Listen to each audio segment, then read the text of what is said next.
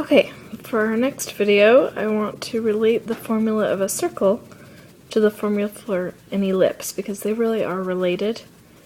And if you're able to understand that they're related and make that connection, your brain will be better able to recall the information from today.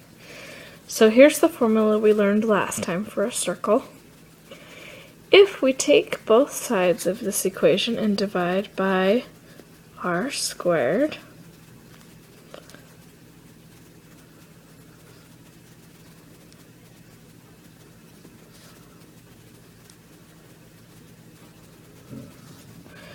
we now have, sorry, I need to adjust this a little bit to make it easier for me to write on.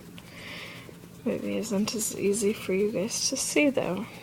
Okay, we then have the formula x squared over r squared plus y squared over r squared equals 1, which looks a lot like our ellipse formula. It's just instead of having a squared and b squared, we have r squared, because for a circle, the vertical distance, actually this would be the horizontal, right, because x is the horizontal direction, the horizontal distance from the center and the vertical distance from the center will be identical.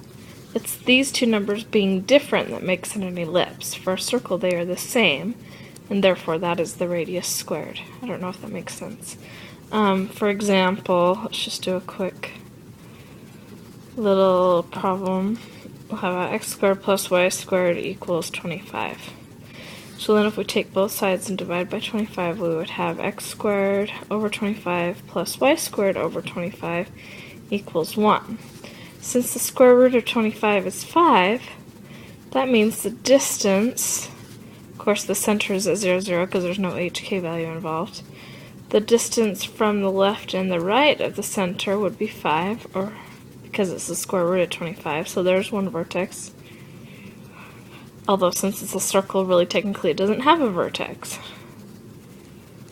And then the distance vertically would also be 5, because this is also 25, which the square root of that is 5.